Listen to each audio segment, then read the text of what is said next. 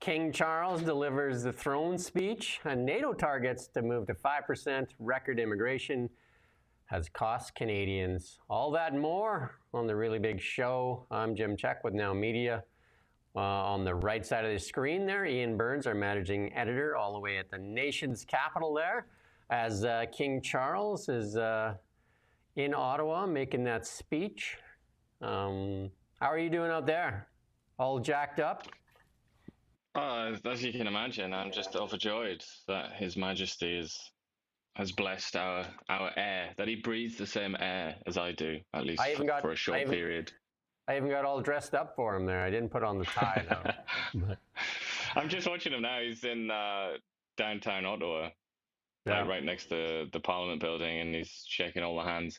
I don't understand why people point phones at like anybody, even slightly famous, but like the king, to point a phone at him and try and shake his hand at the same time. It's just so crass. Do these people just not have any sort of sense of decorum whatsoever, or even humanity? It's just so repulsive. But I also found it interesting that somebody was waving a German flag. I think that was a bit amusing. I wonder what he thought of that. Though those are his ancestors, after all. We do have a clip here from King Charles in Parliament here. We're going to play this clip.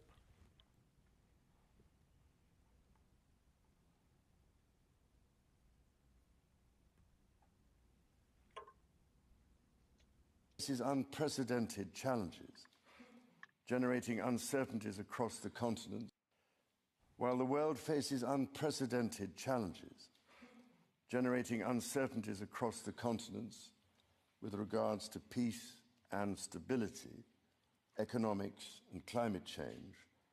Your communities have the skills and determination to bring a wealth of solutions.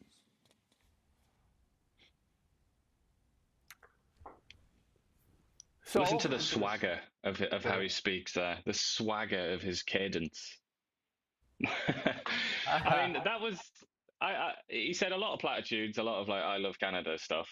And also the true North is indeed strong and free, he said, which got people very excited and made them applaud.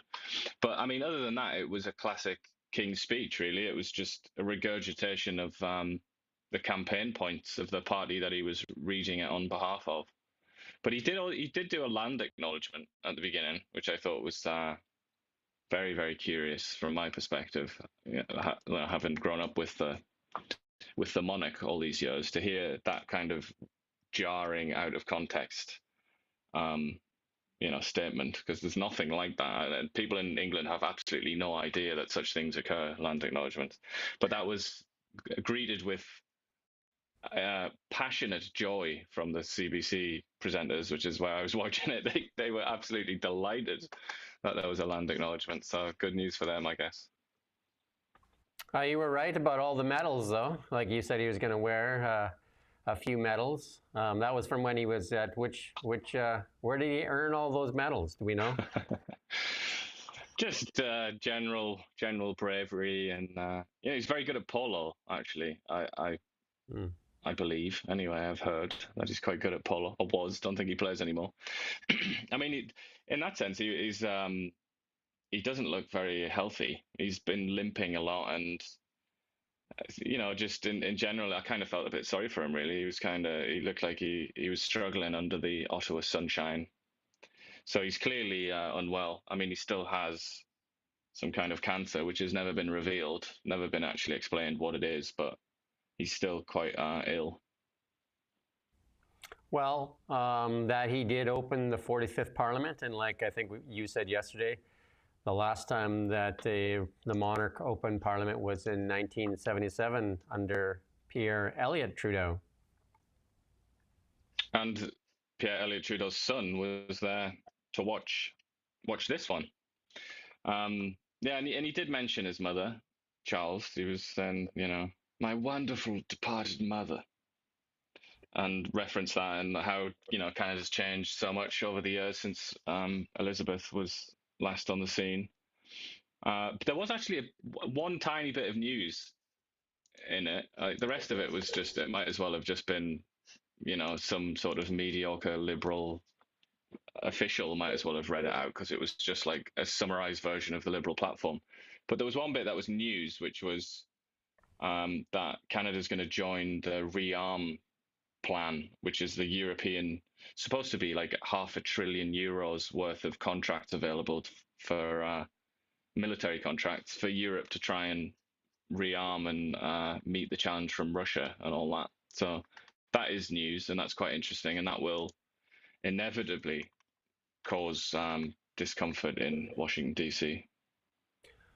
One of the things, though, maybe for when they make speeches like that, maybe Canada should invest in a teleprompter instead of looking down reading from a piece of paper.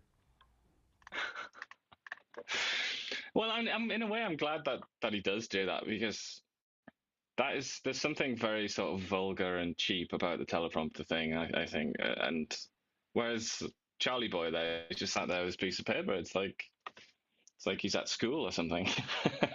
That's what it reminded me of. I'm just not a fan of those. I'm not a fan of the teleprompters, and I'm not a fan of the sort of really fake way that modern speakers conduct themselves nowadays. I think it's just like, you might as well get an Optimus robot to do it. It's just pointless. It's pointless having a human being do it in a lot of cases.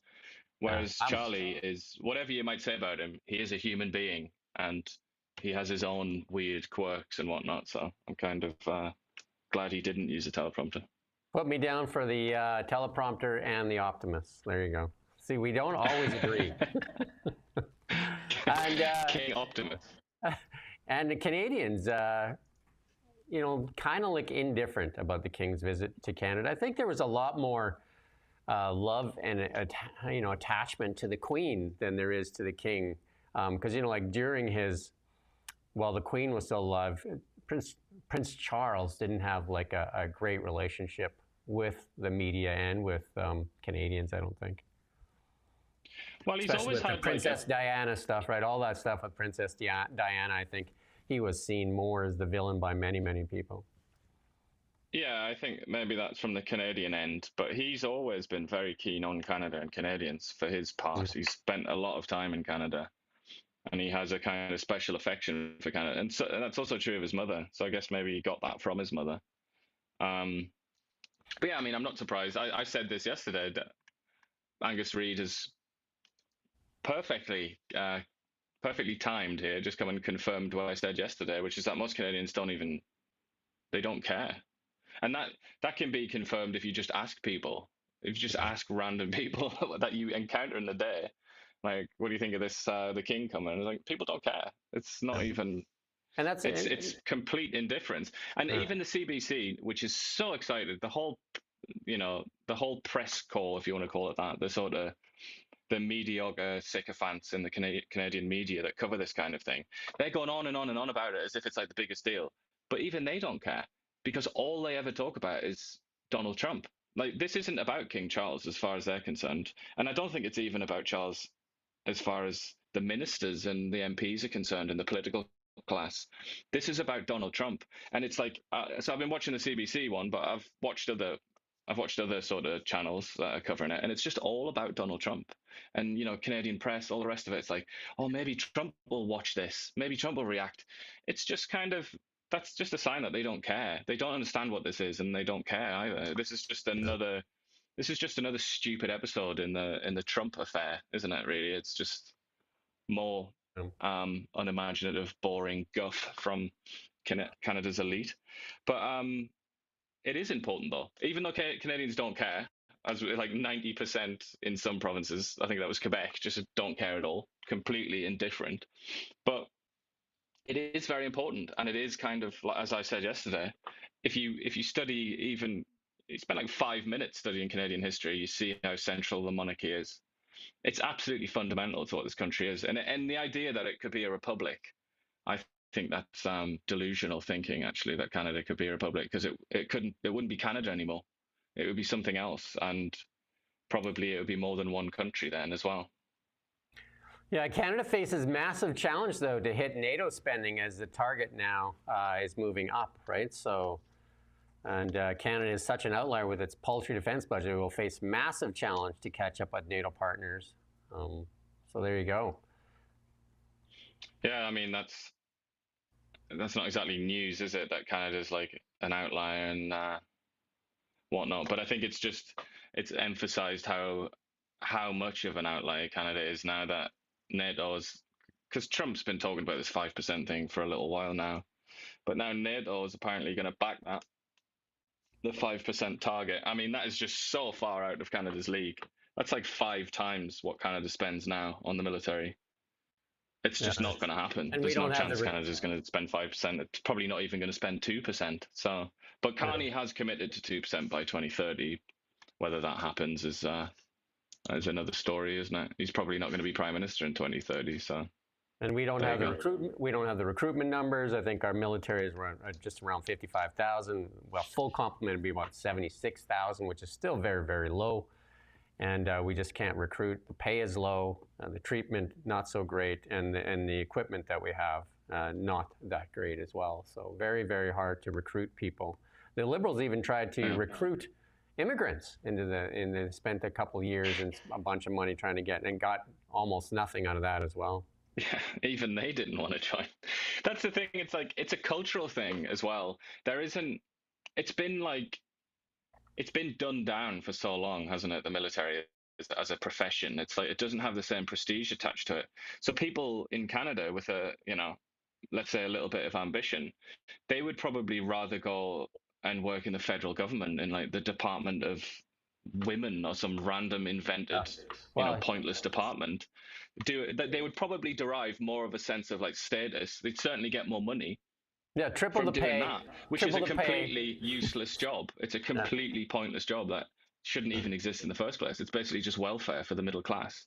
Whereas the military is all important, and yet there's no culture that sort of pushes people into that. There's no prestige, there's no cachet, and certainly there's no money, and the conditions are terrible as well. So, I mean, I think that's almost of as much of a priority as anything, is to try and like rehabilitate the military as a career choice, give it the prestige that it deserves, rather than these, time wasting email jobs in the federal government that nobody needs. Yeah, triple the pay almost, and you don't even have to come into work. Like, I think you have to work 3 days of the week, and then they don't even show up for those 3 days of the week. And or you can go and get paid a lot less, and then sleep in sleeping bags that aren't even suited for the cold, and work with equipment that's 40 plus years old. There you go, like tough choice, right? And at any moment, you might be sent somewhere like Afghanistan to go and die for nothing, for pointless, stupid wars that the Americans decide that they want to fight. Yeah. Yeah, and the American military, we talked about it yesterday, definitely seeing a resurgence in recruitment, and maybe Canada should take a look at some of the stuff that's happening down there. Carney they pay a lot more money there, don't they? And the benefits are a lot more enticing there, and also the prestige. It matters in America. It's still quite a prestigious thing to do in America, and people will go out of their way to pay their sort of respects to you and all the rest of it. It's not like that in Canada, is it? It's been completely jettisoned, hasn't it, in Canada? Lots of respect for the military in general, because they are the world's #1 military machine. So obviously with that comes a lot of things. I have a couple of friends that were in the military, and they say they showed up at a peacekeeping thing once, and as they're getting off the plane, the Americans were already there, and they said, "Oh, good, the cooks are here." So it's been a long time that Canada has neglected its military. Which is a shame, because in actual wars that matter, not these stupid imperialistic ventures that the Americans have wasted so many lives on, like Vietnam and all the rest of it. But in the real wars, like the First World War and the Second World War, the Canadians were, sort of man to man, were vastly superior to the Americans. Way better, much higher reputation. They had basically the best reputation in the whole Allied forces, the Canadian, particularly infantry. So it's a shame, isn't it? I mean, that's like one of the sort of Canadian inheritances. That's like one of the crown jewels of Canada, and it's just been like flushed down the toilet over the last sort of 80 years or so. Mark Carney will not take up Trudeau's question period tradition. We know that he doesn't like to take questions, so that's no surprise. Well, he's still going to take questions from the opposition leaders, the party leaders. but he's not going to waste his time with the peasants who are in the stalls, who haven't even got a first-class ticket to Parliament. He's not going to waste his time on those people. He did that thing with even Jolie yesterday, where he just waved her off. That's getting a lot of attention on the internet when she tried to sidle up there and ask a question. He's just like, off with you. I think that's going to be his undoing. I think once the novelty wears off, his superciliousness is what is going to run him down and run his reputation down, because he is very dismissive of people who are either equal or beneath him. Not that he really recognizes anybody as his equal, but he's very dismissive and he's very arrogant and haughty. And I think he tries to talk about his humility and what a humble guy he is and all the rest of it. But I think that's what, like, his fatal weakness. The way that, like, Justin Trudeau's ridiculousness was his fatal weakness. I think Carney's is that he is just self-obsessed, isn't he? And he's a very arrogant chap. Yeah, and then imagine this study comes out that says allowing all these foreign students and cost Canadians jobs and wages, and that's what the Bank of Canada research shows. There you go. The latest study confirmed in 2022. You didn't need a study for this, right? That can't be true. Surely not. That the foreign labor had a significant impact on some sectors, and that accounted for a larger share of workers in low-skilled occupations, replacing Canadian-born workers who moved out of these jobs, right? So, so the Department of Immigration counted 2.3 million foreign workers in 2023. That included over 1 million foreign students, 766,000 migrant workers, and 471,000 landed immigrants. Between 2015 and 2024, temporary foreign workers have become younger, less experienced, and more likely to migrate from lower income countries. There you go. Lower income countries like the UK, where I came from. Yeah, we got something about the UK later on here. And the wages were typically 22%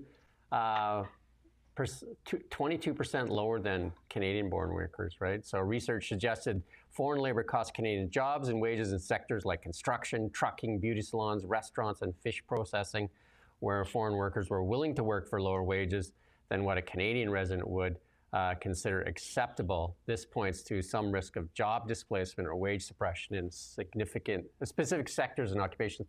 I mean, that has been the complaint. And even some of the bigger unions here in British Columbia have complained about that this high immigration has led to suppression of wages in the construction industry.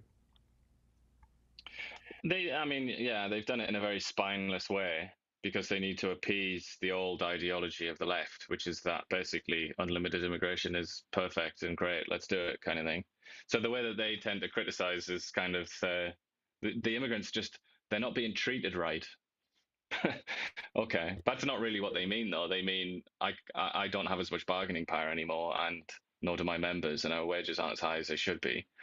But it's kind of, this is a sort of international phenomenon. This is occurring in Europe and all over the place. And I mean, it's funny, you wrote that little essay yesterday, didn't you, about saying that Canada should be like Qatar. It's interesting that you say that, because Qatar is a country where they have a tiny population of citizens, and then they have a massive, they have like professionals from the US and Canada and places like that. They make good money. And then they just have a massive people from like Pakistan and India and Bangladesh who come and just, they basically work like indentured servants for really quite low salaries and in pretty bad conditions. And it's a little bit ironic, isn't it? Because Canada's almost tried to get in on that, but while also being holier than thou, and while also doling out ultimately citizenship, like permanent resident status, and then citizenship and everything that entails, and trying to create a multicultural society that absorbs all these people. But it doesn't work. There's a reason Qatar can do that. It's because Qatar is like an absolute monarchy with a very different culture. It's not a Western country at all. It's living in a different world. You can't really do that in Canada. And it feels like that's what this is, really. It's an attempt to kind of do a bit like what they've done in places like Qatar and elsewhere, UAE and other sort of wealthy, oil-rich countries in the Middle East. But, I mean, even Justin Trudeau said this has been a failure, lest we forget. And he said that about 2 years ago now. So it's been a long time coming, I think, recognition of this. Yeah. And then CBC did a story. They're investigating Albertan culture as they interview trans resident of Fort Mac. I mean, they're going to probably do anything they can to kind of like suppress the separatist movement in Alberta. That's an interesting angle they took there. It was. I mean, it's a CBC. I mean, I love nothing more than having a giggle at the CBC and their just fundamental ridiculousness. But this is funny because, like, first of all, the premise of the story is there actually a unique culture in Alberta? I mean, I don't think that's even a question. Obviously, it's true. But, you know, to hash this out and to figure it all out, they interview a series of people, including like an Alberta separatist. And then they take that and then they interview a transgender resident. And I only mention that. That's the under. They talk about and LGBTQ and all family values and things like that. That's what's under discussion. And wokeness. Apparently, this person that the interview says the war against wokeness, which I suppose is what Danielle Smith is accused of waging, that actually leaves a lot of Canadians out, and that makes a lot of Canadians feel excluded from. Sorry, a lot of Albertans feel excluded from Alberta because of that. But I mean, it's just classic CBC, and it just gave me a chuckle, I suppose. Fourth speaker in 6 years. So they elected a different speaker, and that's so Francis, I'm going to get his name, Scarpelleja. I have no idea. Scarpelleja. Yeah, there you go. He's an 8-term Liberal MP, and he says we're all equal here. And he was elected by secret preferential ballot over 5 other candidates. All of them were Liberal MPs. 2 Conservative nominees withdrew from balloting. And the one that obviously Greg Fergus, not happy with that because he did put his name in as well, right? But, you know, he admitted some errors when he ran. There was some, you know, like he did get some attention for some of the things that they said was very partisan, which is not supposed to. Well, he turfed Polyev, didn't he? Yeah. That was the peak of his controversy, I think, when he kicked out Pierre Polyev. And you know, there were a few other things. He also made a speech, didn't he, which was deemed to be partisan, because I think he made a reference to something like our party or something like that. Whereas they're supposed to be apolitical as soon as they become speaker. But it is a bit of a shame because he was like a cool customer. He had like a very good talk about decorum.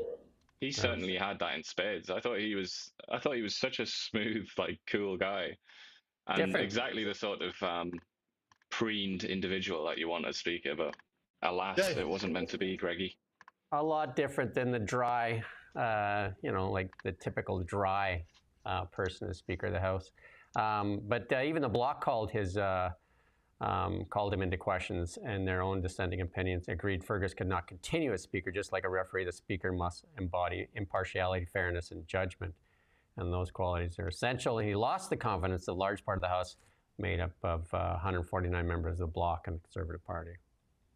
There you go. Understandable. But still a little bit disappointing because, like I said, he was a bit of a bean. And here's the big chance. Alberta, as Danielle Smith calls, 3 by-elections where the NDP leader, Naheed Nishi, is going to run in Edmonton, Strathcona, which is, I think, a very strong NDP riding. We'll see what happens with the NDP because, you know, the NDP federally has fallen apart. And then here's, you know, and they were related to the, just like the BC NDP, to the federal party as well. Well, they've rushed to separate themselves, haven't they, the Alberta NDP? You wouldn't want to be associated with that hot mess right now. But so, it is an interesting question. I mean, because they only won last time, didn't they? Because the right was split, if I'm not wrong. I'm not going to present myself as an expert on Alberta politics, but there was a split. So that's kind of what they need again, isn't it? And I guess maybe they're getting a little bit excited about the prospect of a split on the right between separatists and nationalists, or whatever you would call them. Sovereignist. So I think somebody Smith in said charge sovereignist. of a pro-Canada team. Yeah, and that is a fairly safe riding. And if you look at the map of Alberta, when you look at the election map, it's typically very, very blue with like a little orange there in the Edmonton area, all the ridings in Edmonton. That's the NDP kind of stronghold. And they've won that seat 11 times over the past 12 elections. And that was a former seat of leader Rachel Notley as well, right? So turkeys that don't want to vote for Christmas. That's yeah, what they and are then in Edmonton, aren't they? There's also in one of the ridings the Alberta Republican leader Cam Davies is also running in the old Didsbury Three Hills area. I actually lived in Three Hills as a youngster. I lived on a cattle ranch in Three Hills. And he's a longtime conservative activist and organizer, and he's become the key figure in Alberta's renewed separatist movement following last month's federal election. And he said on Monday that going into that by-election with a sense of momentum, Alberta's ready for change. And he said even if he loses, any result will be a sign of growth of the movement. So there you go. It's an interesting name for the party, that, isn't it? Republican Party. It is a very interesting name for sure. There you go. And then Nishi was the mayor of Calgary. That was his kind of thing. So. Yeah, and he was kind of parachuted in, wasn't he, to take over, because he wasn't an MLA. Rachel Notley, Nonsensely. That's a desperate pun. There you go. Did I say that? Was that my outside voice? There you go. Don't dismiss the NDP, says Davis. He's like the new Democratic leader says they deserve consideration as the party with a balance of power. Keep trying to get that Trump card, in the minority parliament. And Carney not really giving them much credibility right now. He hasn't even spoken to him yet. But he says we're a national party, even though they lost national party status. They had 1.2 million Canadians vote for them, and it's important that we have the tools we need to function and discharge that responsibility. So they didn't get the money, they didn't get a whole bunch of other things that come with being a official party. So there you go. So they can't ask questions of Carney, because Carney's not going to be there when they have the opportunity, because it'll just be the Conservatives and the Bloc that will have like a guaranteed question or a couple of questions. And that's pretty important, actually, because that's where Jagmeet Singh made a lot of his statements, and that he got a lot of attention doing that when he would attack Justin Trudeau, like particularly when they were in that kind of coalition, which you might as well call it. He would often take that opportunity to like attack the Liberals, and that's when I think that was the peak of his career, when he stood up once and said, has the Prime Minister ever even been in a grocery store? But he just said it in such a hilarious way. I think that was probably his finest moment. But that like got a lot of airtime. But now they're not going to have the ability to do that anymore. So they're going to have to try and, because a lot of politics is just getting people to pay attention to you. And often they have to stage these events to try and just get the cameras on them. So it's going to be very difficult for the NDP. They're going to have to be imaginative, I think, to try and get that attention now. Jagmeet Singh, I wonder what he's thinking right now as he basically led his party into irrelevance. And that's going to be the footnote beside what he did. Hopefully it was worth it for him. Yeah, I was going to say, he's doing all right, isn't he? He and his family are doing okay. And I'm sure he'll have some sort of very, very nice sinecure job lined up that he'll do for a lot of money, and it'll just be joyous. It'll be great for Singh, but not so much for his party. No, we haven't heard from him really. Like he hasn't had any podium time to spew some more nonsense. He hasn't even posted a selfie in Canadian Tire like Justin did, although Justin was there today. Justin was there sitting next to Stephen Harper, wasn't he? There you go. Yeah, and Kim Campbell, I think, was next to Harper. Kim Campbell, the summer Prime Minister. She had the job for the whole summer. You mentioned earlier that I did post an opinion piece. I wrote that Canada should be the Qatar of the West, but we're pricing ourselves out of prosperity. My point was more on the GDP thing, not on the way the government is run. But Canada is not poor in energy. If you go read the piece, it's poor in policy, and I think I've made that point over and over again. Like we are one of the richest resource nations in the world, and that has been suppressed for a long, long time. So, go ahead and read that and then comment. I did post that on the link on LinkedIn as well, and it's also on Kelowna Now. You can go ahead and read that. And just more on the ongoing saga with the Online News Act. Still continues. We're just going to keep mentioning it. The Online News Act still cripples local independent media. And I think all the evidence is in. Like, how much more evidence do we need? Like failures after failure after failure, and it still goes on. We've had even our local MPs, Stephen Fuhr, and Liberal MPs say that it needs to be repealed. The Conservatives say it needs to be repealed. Bell Media laid off 4,800 employees, citing Bill C-18. Most media outlets suffering all across Canada. Canadians getting half the news that they typically get because that's on all outlets. And yet, it still continues. What more evidence do the Liberals need to repeal this bill? It makes you wonder what their actual motivations are, doesn't it? What's the logic? One might say. Like, how does the logic continue? Like, how did they say that it needs to continue? Like, what is the logic? Canadians are getting, Canada's the only G7 nation in Canada, in the G7, to not allow news onto meta platforms, and the Liberals have now spent, including Mark Carney's campaign, well north of $7 million on meta. The thing is, I think you're looking at it wrong. They don't need to have a logic. They don't need to have a justification for it because nobody ever asks them about it. Because everybody that might ask them about it has skin in the game. Yeah. They're on side to an extent, and they're not interested. They just don't care. Like those newsrooms aren't collapsing and about to die because they're being subsidized by taxpayers. So they don't want to say to the Liberals, why are you subsidizing my wages, sir? Why are you doing that? Obviously, they don't want to do that because they want that to continue. They want taxpayers to continue to pay for their salaries. And as a consequence, it's just not even on the agenda. But if they were removed, let's say some of the sort of bigger media outlets, if they were inexplicably denied the subsidies or something like that, then we would hear lots about it. And then they would have to come up with an excuse. But the model has failed, though, because they're barely surviving. Most of them are failing anyway. They're just hanging on. They continue to lay people off.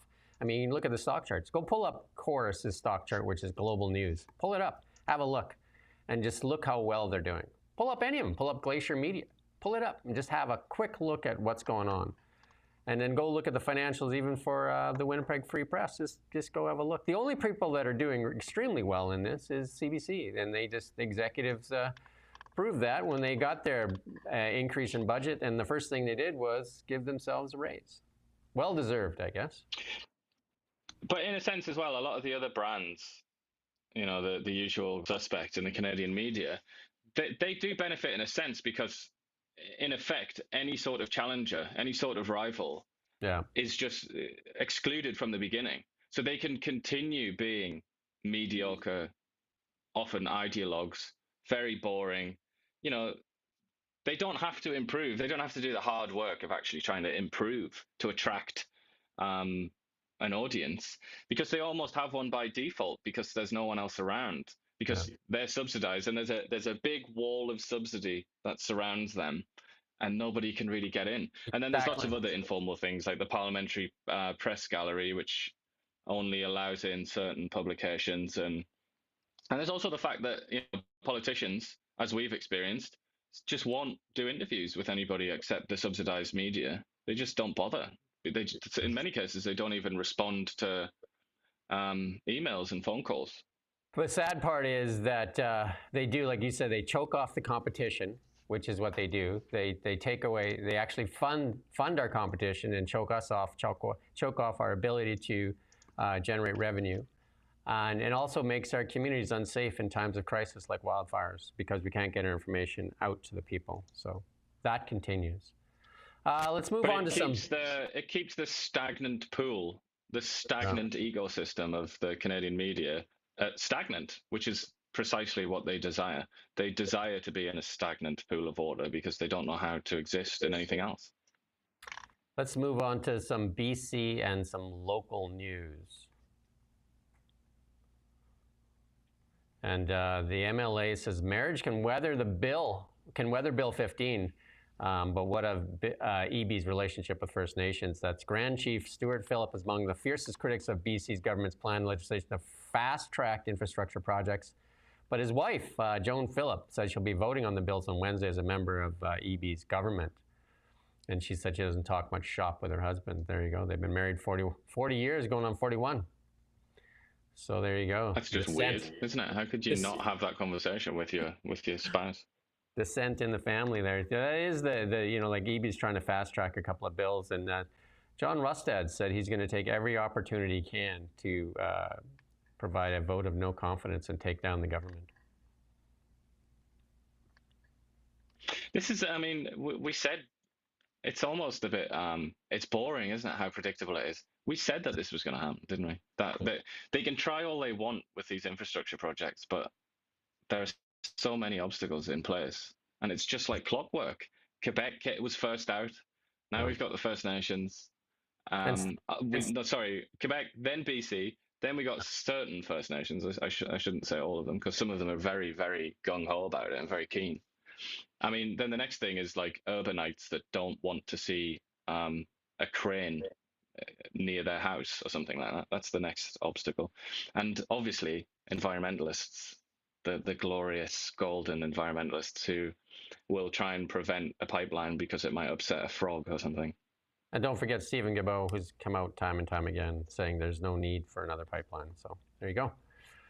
BC's health minister says about 6,000 are on extended leave for mental health care. And they're on leave from involuntary mental health care in the province last week, pushing back against opposition claims that the patients aren't being tracked. The status is known as extended leave, in which a person receiving involuntary mental health treatment is allowed back in the community while remaining under care. And obviously this is that sounds pretty smart, doesn't it? Yeah. Well, obviously this is a big story because of the 11 people that died when that SUV was driven at a high speed through a crowded street on festival goers on April 26th.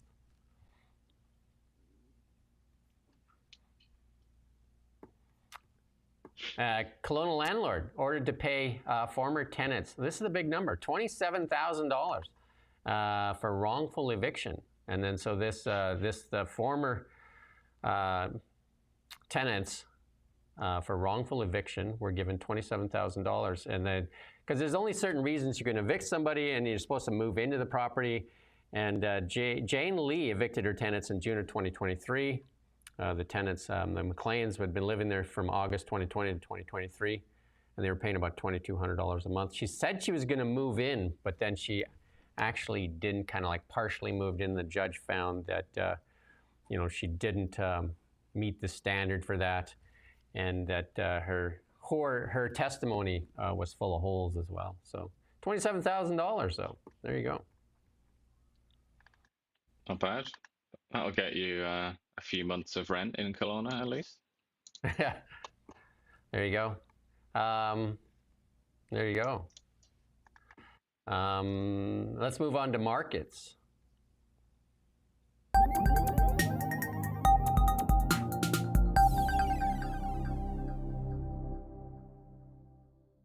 The general stock market is up because Trump has given an extension to the European Union. Like though those tariffs were supposed to take effect, the 50% tariffs. And he said he was on the call with your friend there, Ursula, and then they asked for an extension. And he was saying, like, as usual, with his sort of ridiculous floral language, where it's like, it is my privilege to do so, or something. There's just no consistency to his approach to tariffs, to the extent that I feel now at this point that that's the point. the point is to create uncertainty, isn't it? Yeah, I think so. Just to rattle markets, but markets right now, the Dow is up about almost 1.7%, up like 697 points.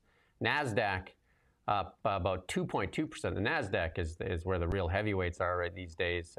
Just banging on the door of 20,000. They're just at 19.1 right now. So that's what you can look for in that. And then gold, obviously, with stock market getting its legs back underneath it, gold is going to see some of that movement back into the market, and gold off this morning around $45.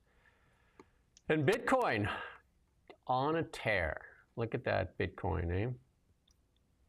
Bitcoin, we talked about this for quite a while when we were talking about it in the $80,000 range, that it looked like when it started to find its footing there, that would likely challenge its old high. And sure enough, it has. And right now, the Bitcoin, as of this moment, 110,519. Not too shabby, hey, for the Bitcoin. And in Canadian dollars, craziness. Take a guess in Canadian dollars, just for a lark. 150. There you go, 152. Pretty dang close. There you go. Getting there, my conversion rates now. There you go, Canadian dollar. Waiting for, I think, like Mark Carney at some point is going to have to be decisive, pipeline or no pipeline, and that's going to really tell you a lot of what's going on. Like he keeps kicking that can down the road there, but at some point, the rubber's going to have to meet the road. Well, it looks like that little drop is a reaction just now to the King's speech, because there was nothing in there specific about resource development. There was just the same old superpower in green and conventional energy, which I imagine that some investors will look at that as a pretty big disappointment. Yeah. Canadian retailer, though, Aritzia, doing quite well, and it says it even has pricing power. I mean, here's some of those common sense things. Go into an Aritzia store in a mall, and you're going to see people walking out with lots of bags, right? So, and then, some people are, the CIBC World Markets Analyst is calling for Aritzia to be an outperformer. And this all at the same time while Hudson Bay closes all its stores and terminates, this Sunday is going to terminate just under 8,500 staff. Most of the remaining employees will get their notice on June 15 when distribution centers close. Hudson Bay started liquidating 90 of its 96 stores in March, but hoped to keep 6 open. But that didn't work out. The 355-year-old retailer employed approximately 9,364 people across 96 stores. So there's a lot of jobs lost as it files for creditor protection. There you go. And not a word that I'm aware of has been uttered about this institution, which is what it is, by the Prime Minister.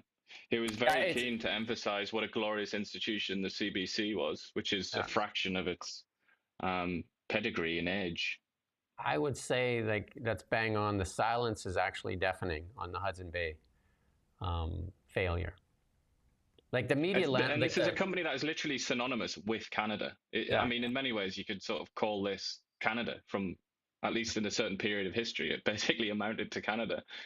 And yet, apparently we're all elbows up. We love Canada, everything maple, spray the maple syrup around. But when it comes to this company, no. And like all the letters we got on CBC when there was a threat of defunding, all the letters we got, nothing for Hudson Bay, nothing. And here it is. What's ironic is that people will naturally say, well, Hudson Bay was crap. Like, it wasn't doing anything. Like, it had a really antique business model, and it didn't seem to try anymore. So, have you watched CBC lately? I would say Hudson's Bay was probably a few steps up the ladder. It was a better performer than CBC, in my opinion. I mean, it was one of my favorite places to shop for sure in town, locally too. It was the anchor in this mall, and an anchor of many, many malls, the Hudson Bay. And, it sponsored the Olympics how many times? Again, 355-year history, and not a word from the Liberals on this. They want to save the auto sector, though. Here's the logic. They continue to talk about how they want to save the auto sector, while at the same time they're killing the auto sector with the EV mandate. That's the logic. That's the absolute logic. And the auto sector consists of a load of Japanese and American car companies, really, doesn't it? So it's hardly, it's not got the same patriotic flavor to it as Hudson's Bay. And then you mentioned the guy yesterday, was it Flavio, that said that Canada needs to develop its own Tesla to compete with Tesla? No.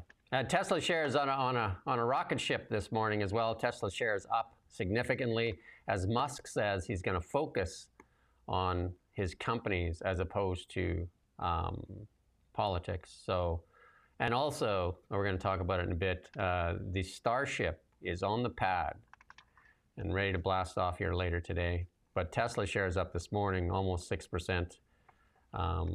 There you go. And Flavio, hopefully he can launch his IPO and see how much interest there will be in doing that. Donald Trump, DJT, the shares of DJT off a bit this morning, almost 10%, as he says that he's trying to raise some money to buy $2.5 billion of Bitcoin. Like I said, there is wind in the sails. That's why I put this in. There is wind in the sails of the Bitcoin.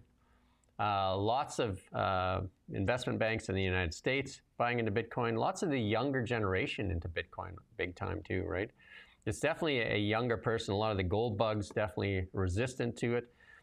But now, a lot of people coming around to Bitcoin in its way to trade. I know I was trying to do a transaction with somebody out of the U.S. and I said, you can just e-transfer me. And they said, oh, no, e-transfer is not available to the U.S. customers. They said, can you use Venmo? And I went to check, and Venmo's not available to me. So, and then I asked ChatGPT how I can make this transaction happen, because I said I have a ShakePay account, and it said, nope. The only way to do it is you can use, PayPal or Bitcoin. It said. There you go. That's a ridiculous flaw, really, isn't it, in the US-Canada relationship there? That there isn't a system for transferring cash. And it was a couple $100, right? So you'd think it'd be quite easy, because I can e-transfer you, money very simply. Yeah. But I would say that there's a company called TransferWise, what's now called Wise, that lets you transfer from one currency to another. I mean, I assume that's maybe possible, but I'm guessing you wanted to transfer US dollars to a US dollar account, so maybe it wasn't in that case. It was she was trying to send me a couple $100 in Canadian. Maybe Wise. Wise is the answer. PayPal and or Bitcoin. So there you go. And then we're into our technology section.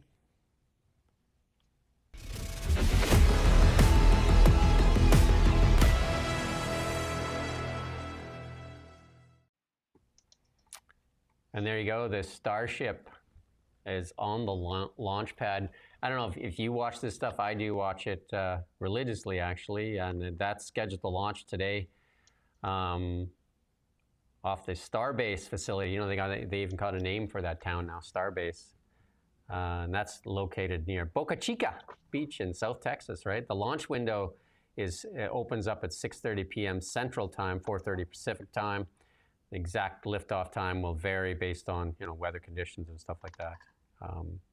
This is the 9th test flight. Where did you get this copy from? It says Gulf of Mexico splashdown. How dare they blaspheme? It's from our friends at ChatGPT, right?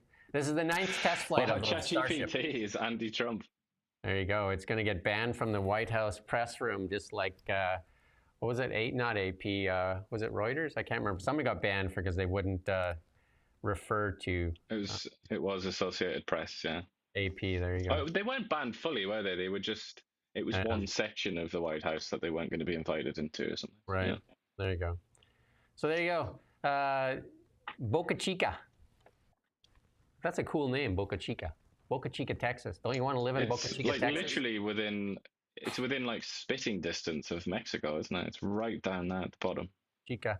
And then that little town that SpaceX has created, its own little town called Starbase, where you'll be going to Mars. And I watched a little little kind of like interactive graphic there, and it shows you the window. Like it only takes, that window opens up every 18 months to get to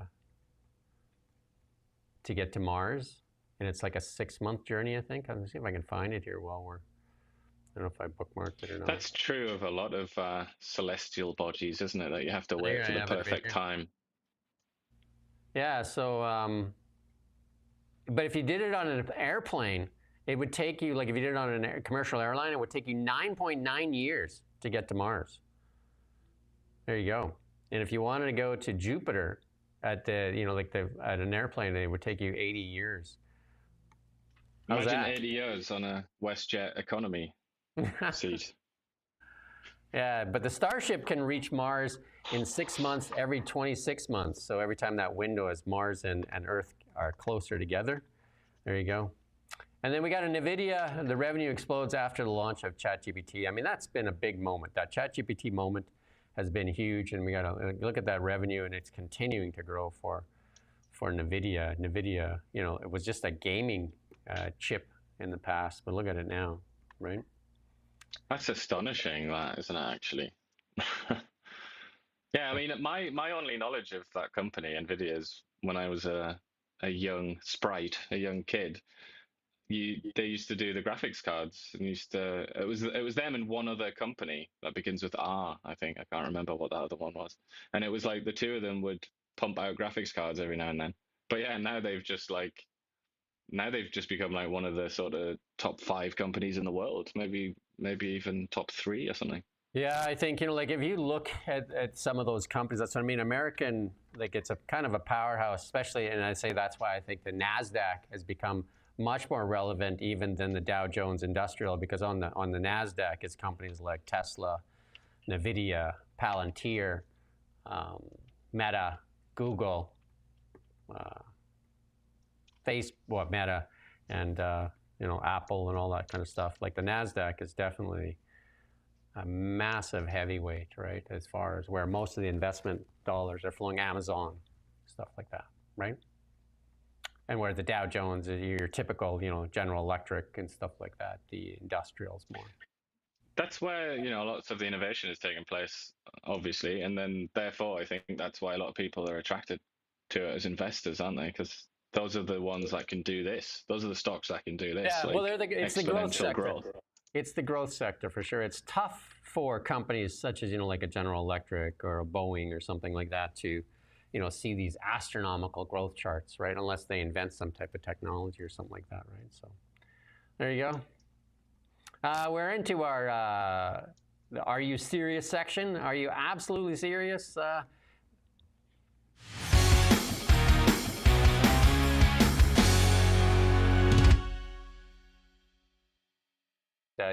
View host, Joy Behar, said she'd be very picky on who can save her life. I don't know how you do that while you're choking to death. You decide who's going to save your life. But our first one here is from the Babylon Bee, and this is obviously playing off of the little face push yesterday. Macron explaining that he fell down the stairs again. There you go.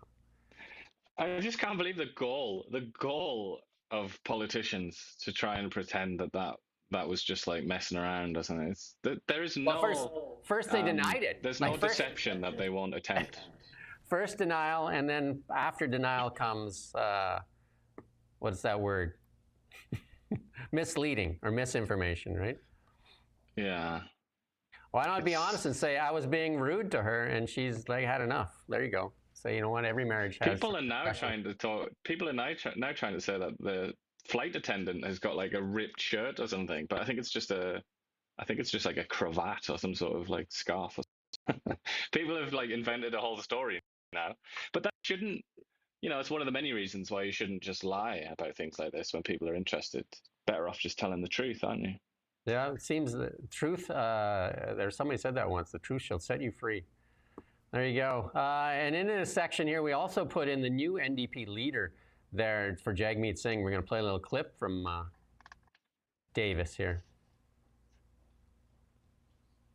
Finally, I just want to say that as I embark on this privilege of leading the New Democratic Party at this important time in history, I'm keeping our late leader, Jack Layton, firmly in my mind.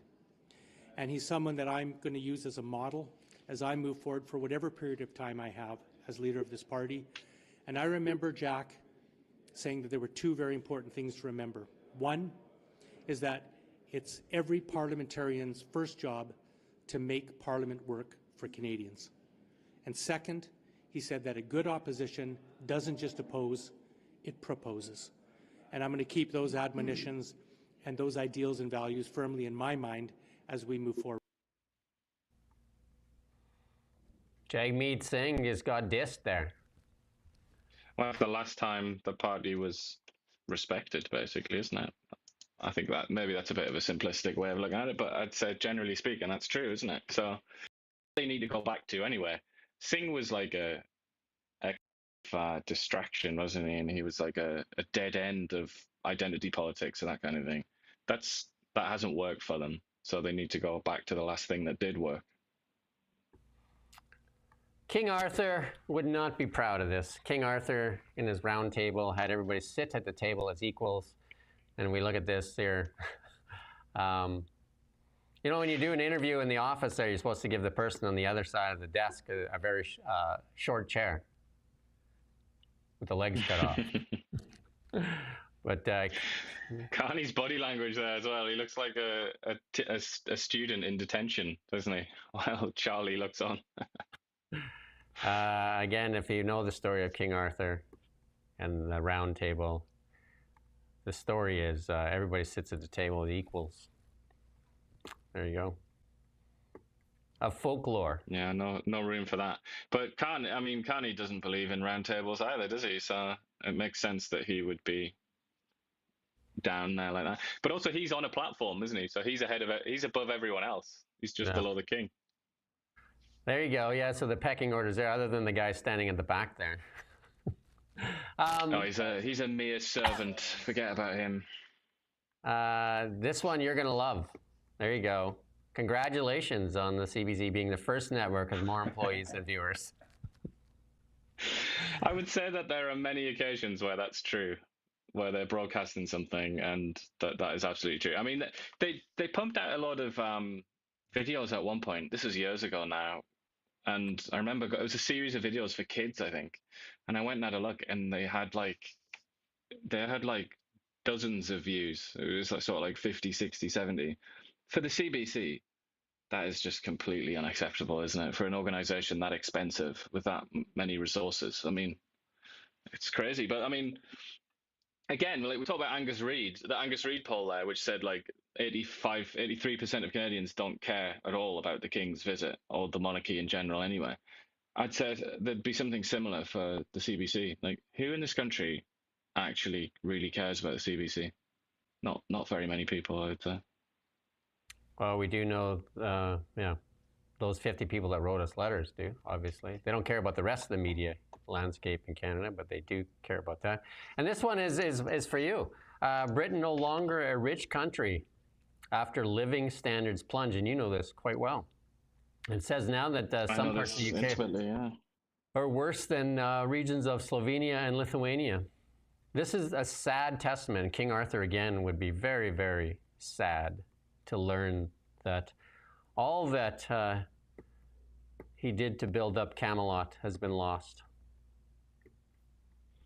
Well, the story here for us, from a Canadian perspective, is that bad political leadership, isn't just kind of like something to laugh about or, to be like angry about for 5 minutes and then move on to the other thing and just say, oh, it doesn't matter, it's just politics. It actually has like real consequences, and it can result in this. Because Britain is like just about the only country that I can think of on this planet that has a stupider, less competent elite than Canada. It's the only one. I mean, maybe Germany, but the Germans still know how to do the basics, I would say, whereas the British don't even know how to do that. They're just completely hopeless and useless. And they're trapped in a stupid media bubble where they just like regurgitate these inane points that don't matter to the population. And they do things like ideologically motivated things like net zero, and then they just go all in, and they literally blow up power stations so that they can never be used, not even in an emergency. And then they just like get the wind turbines out as industrial energy prices go ever higher, most expensive in the whole world. The country is just it's run by fools, and as a consequence, now the British people have to suffer and be poor. And Yeah. the moral of the story is, if you let fools run your country, you will end up poor. In the best case scenario, poverty is what will happen. In the worst case scenario, it could be a lot worse than that, let's say. And that ties back to that opinion piece I wrote that's on Kelowna Now and on my LinkedIn. Canada should be the Qatar of the West, but we're pricing ourselves out of prosperity. And it's not that we're poor in energy, we're poor in policy, and that's what Iain just said. It's the policies that have actually led to the demise of the UK and is leading Canada down the same path. Yeah, and a lot of it is cowardice as well. It's not just like they're dribbling out of their mouth because they're so stupid that they don't even. It's not necessarily that. Often they're actually quite intelligent people in the elite. It's just that they're cowards. They're completely spineless and unambitious, and they don't have any creativity or imagination. So they see a massive problem, like, oh Christ, we haven't built enough infrastructure for the last 2 decades. Like, maybe we should do that. And then somebody will come out and say, oh, but this person, this group, and this group, and this group, and this group, they all hate that, and it's going to be actually quite difficult. And then the people in power say, oh, well, forget about it then. We'll just not do it. And that's, the words coming out of Mark Carney and the Liberals might suggest that they're aware of that, and they are going to build, they are going to do things, but remains to be seen if that's just talk. Yeah, I mean, you and I talked about it, I think a little bit yesterday, but offline as well, that, the NDP in BC and the Liberals inherited like the fatted calf and then thought they didn't need to concentrate on the economy. And while they worked on other ideas and to the detriment of our economy, and we're going to say this over and over again, this auto sector that they're trying to protect in Ontario will end if they keep up with this EV mandate. I don't know how long we should do a thing on there. How many days this EV mandate lasts before they recognize where all the automakers leave and all they have left is a mandate and nobody building cars in Canada. That would be emblematic, really, wouldn't it, of the last couple of decades of governance. When I was in Edmonton, I remember the Gainers plant there. It was Peter Pocklington. I think he was the most hated man in Alberta. He owned the Oilers at the time when he traded Wayne Gretzky. They also owned the Gainers plant, and they went on strike, and it was a very, very confrontational with the union and the management there. And they went on strike, and the strike went on forever. And they tore down the plant. They actually leveled the plant. He left Edmonton and went to Winnipeg. They gave him some incentives to open the plant in Winnipeg, meatpacking plant. And the people were still sitting out there months after that in a leveled parking lot with a fire barrel in the cold, picketing. That's going to be Canada with the EV sector. They're going to be screaming about protecting an EV sector that is left. I mean, an auto sector that leaves because of the EV mandate. I don't know what it's going to take to get it through their heads. Like, I don't know how they're just saying it's same as Bill C-18. It's the science is in. Like, it's failed. The science is in on the EV mandate in Canada. It's failed. Anyway, I often wonder in that what you just said there about sort of picketing at a company that's already gone for various reasons. I wonder what Jagmeet Singh would have done if he got his wish with a lot of a lot of his talk about billionaires and all the corporations and all the rest of it. If he'd actually had the ability to decide what to do in those situations, and then lots of those companies just left, which they would do, and lots of the billionaires would just leave and pay taxes somewhere else. I wonder what he would have done then, because I feel like after all that's done and the dust is sort of settled, all they have left is kind of their sense of morality, really. So they would just condemn them, because that's what you see, isn't it, in like countries that are much further gone, like Venezuela. All they really do is they just condemn them. They just say, oh, these like blood-sucking capitalist swine and all the rest of it. And they use these stupid terms, don't they? But then that's all you're left with while your population starves. No. It's very... you have a villain that you can identify. It's been repeated many times, and it's very sad. Well, we watched that union president talk about how they need to start seizing the assets of corporations. Like that right there has got to be like such an incentive for a large corporation to invest in Canada. Just the threat of seizing their assets. So what would they do? Would they seize the assets of let's just say Honda for a laugh? Would they seize Honda's assets, and then Honda says, all right, screw this, like we're gone now, we're not going to build cars anymore, like we're just going to abandon this? And then would they sort of picket the assembly lines, which they don't know how to operate because the people have left? Well, I mean, they wouldn't be able to use the brand. So pitiable. They wouldn't be able to use the brand either. It's like, what are you going to start making there? Because like Honda would sue you if you started making Hondas, right?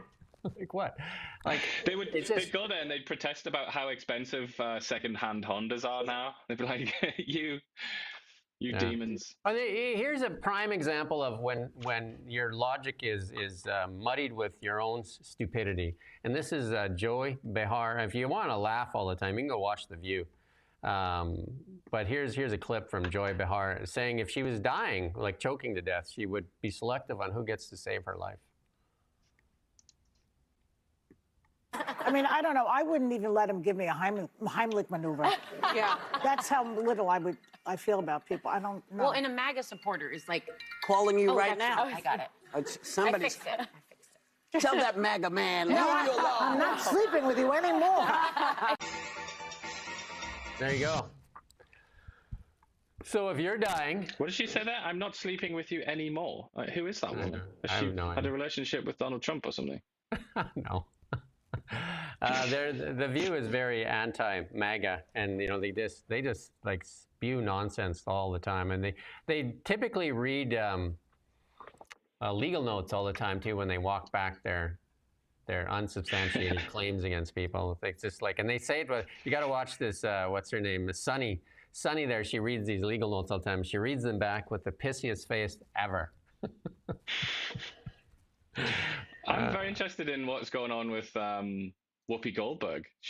There's an episode of The Next Generation, I don't know if you can remember it, where they de-evolve and they sort of they regress into like previous life forms in the history of their species. Like, is that what's happening to Whoopi Goldberg? Is she just living out that Next Generation episode? She's just so weird looking these days. They pass the show off as kind of news, and I think Disney's almost had enough. They're telling them that they need to dial back the rhetoric, but they're definitely not. They have a base that people love this stuff, right? I mean, they just play to that base of people, and But I mean, if you're going to start being selective on who saves your life, like I don't know, like I mean, I think you've self-selected your own extinction. I think it might just be a gaffe, almost like she's got her lines crossed, because it sounds like it's her. What she meant to say was something along the lines of the classic line, "I wouldn't pee on you if you were on fire," sort of thing. She wants to say something like that, doesn't she? But in the end, just says, "Oh yeah, I would die." It's like, okay, you showed him. So what's the result there, Joy? If somebody saves your life, and you find out that it was a MAGA person, do you then terminate yourself just so that you can get back to where you were supposed to be? Put the chicken bone back in your throat so that you can go down with dignity. There you go. And I saw a hat there from the UK. It was on the X this morning that there's a movement starting in wasn't the guy that just got out of jail? He's got a Mecca hat on. Make England great again. Tommy Robinson, that is. Yeah, I think so. Yeah, he put a hat on there as he came out of the jail there.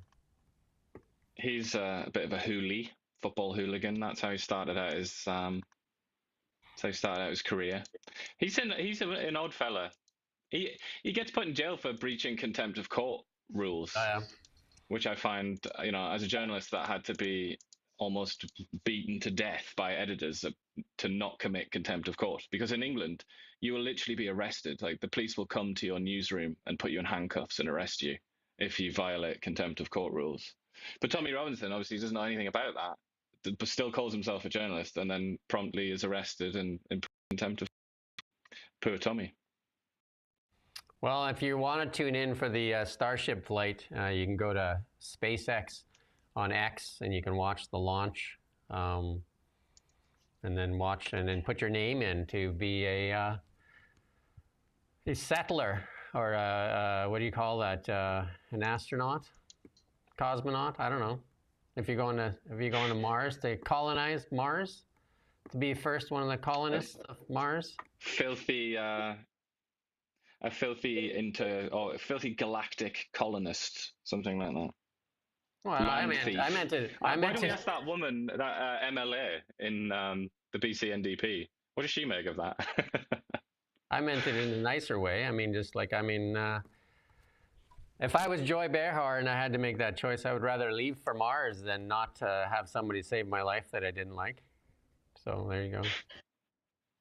Put me down for the teleprompter. Put me down for the Optimus robot and for the flight to Mars. You just want to be a colonist, don't you, over there? No, I just would rather, like, sometimes I go to a place where sanity does prevail.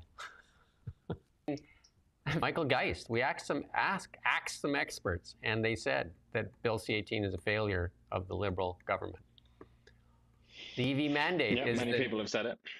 The AV mandate will be the next failure of the Liberal government until the day they recognize it. And not doing a pipeline will be another failure for the Canadian people.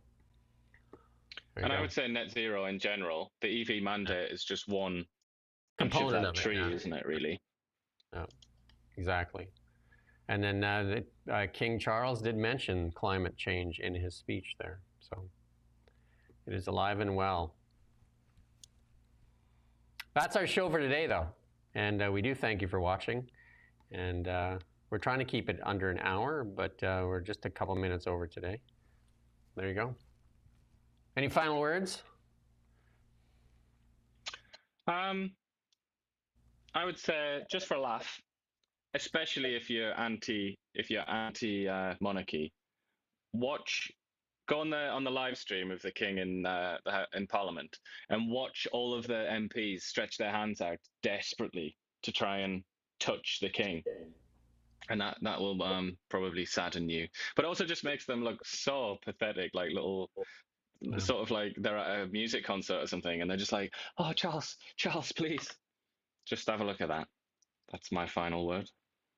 Some of the more famous Brits that I would want to meet myself would be John Lennon. King Arthur, I'd put him down if I got to meet anybody from the past. Even Merlin for that matter. If he existed. Well, hey, don't be doing that now. Don't be doing that now. There you go. Or King Richard the Lionhearted. He was massive. He was a very huge I think he was like 6'5" or something like that. Or 6'6", was he? Which in medieval times is like, he was basically a freak of nature. So that would be quite cool just to see him in that environment, towering over people. King Richard, the Lionhearted. There you go. There you go. Famous Brits that you want to meet. Other than George Orwell. That's my number one. Other than Iain Burns. Yeah, you can for a fee. There you go. That's our banter for the day. We'll see you tomorrow. Until then, thank you for watching NowMedia. We don't just report the news. We live here too. We're your neighbors, bringing you stories that matter to all of us. No government funding, no outside influence. Kelowna Now, local, independent. News